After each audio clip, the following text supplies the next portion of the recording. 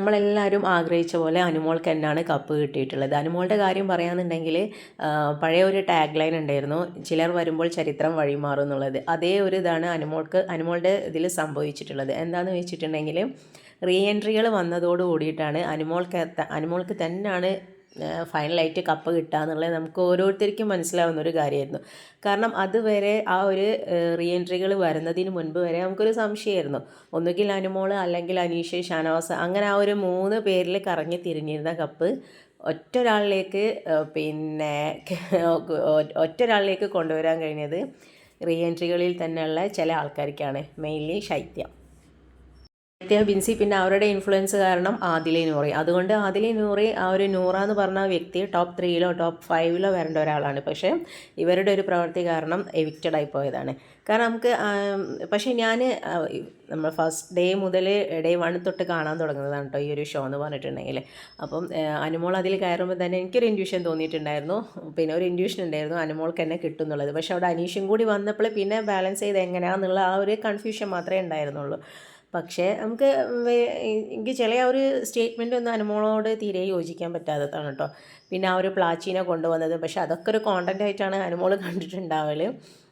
അതെല്ലാം കഴിഞ്ഞ് പക്ഷേ ഇവർ തമ്മിൽ നല്ല ഫ്രണ്ട്സായിരുന്നു, ആദിലയും നൂറയും തമ്മിൽ നല്ല ഫ്രണ്ട്സായിരുന്നു. പക്ഷേ ആദില അനുമോളെ ആ ഒരു വീക്കെൻഡ് എപ്പിസോഡിൽ പരമാവധി മോഹൻലാലിൻ്റെ മുന്നിലേക്ക് എങ്ങനെ കൊടുക്കാൻ പറ്റും അങ്ങനെ കൊടുക്കാറുണ്ട്. ആദിലേൻ്റെ ഒരു ഫ്രണ്ട്ഷിപ്പിൻ്റെ ഒരു ഇതെന്ന് പറഞ്ഞിട്ടുണ്ടെങ്കിൽ എത്ര ബെസ്റ്റ് ആയിട്ടുണ്ടെങ്കിലും ആരെങ്കിലും വന്ന് എന്തെങ്കിലും പറഞ്ഞിട്ടുണ്ടെങ്കിൽ നല്ല അസലായിട്ട് ആ വ്യക്തിനെ ബാക്ക് സ്റ്റാമ്പ് അടിക്കാനും ആദില മുൻപന്തിയിലാണ് ഉണ്ടായിട്ടുണ്ടായത്.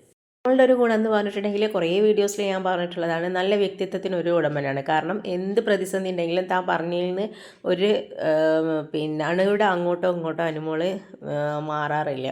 അതുതന്നെയാണ് കേട്ടോ അനുമോളുടെ ആ ഒരു ഇതോ. പിന്നെ എന്നുണ്ടെങ്കിൽ ഇവരെ പോലെ എങ്ങനെ നമ്മൾ നല്ല ഫ്രണ്ടായിരിക്കുന്ന സമയത്ത് കുറേ സീക്രട്ടും കാര്യങ്ങളൊക്കെ പറയും. പക്ഷേ അതൊന്നും പിന്നീട് നമ്മൾ തമ്മിൽ തെറ്റുമ്പോഴോ ദേഷ്യം വരുമ്പോഴോ വിളിച്ച് പറയുന്ന ഒരു തീരെ സംസ്കാരമില്ലാത്ത പ്രവൃത്തിയൊന്നും അനുമോളുടെ കയ്യിലില്ല. അപ്പോൾ അതൊക്കെ കണ്ട് ഇഷ്ടപ്പെട്ടിട്ട് തന്നെയാണ് പ്രേക്ഷകർ അനുമോൾക്ക് വോട്ട് ചെയ്യാനായിട്ട് നിന്നത്.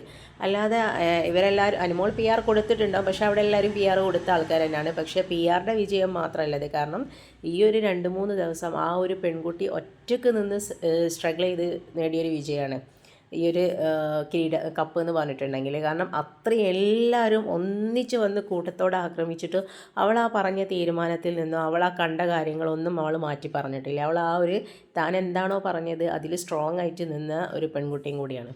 അവൾ വരുമ്പോൾ തന്നെ പറയുന്നുണ്ട് ഞാൻ ഭയങ്കര സെൻസിറ്റീവായിട്ട് ഉള്ള ഒരു കുട്ടിയാണ്, പെട്ടെന്ന് കരയും, അതാണ്. പക്ഷേ ഇനിയിപ്പോൾ അനുമോൾ ലോകത്ത് എവിടെ പോയിട്ടുണ്ടെങ്കിലും എന്ത് പ്രശ്നം വന്നിട്ടുണ്ടെങ്കിലും അനുമോൾ അത് ധൈര്യമായിട്ട് ഹാൻഡിൽ ചെയ്യുന്നുള്ള അനുമോൾക്ക് തന്നെ നല്ല വ്യക്തമായ ഒരു ധാരണ ഉണ്ടായിരിക്കും.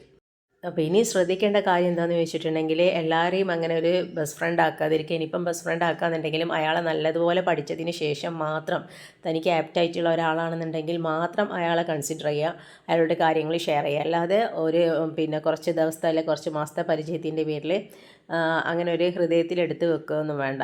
അനുമോളല്ല ആരായിട്ടുണ്ടെങ്കിലും നല്ലൊരു ഫ്യൂച്ചറും കരിയറും എല്ലാം അനുമോളെ തേടി വരട്ടെ.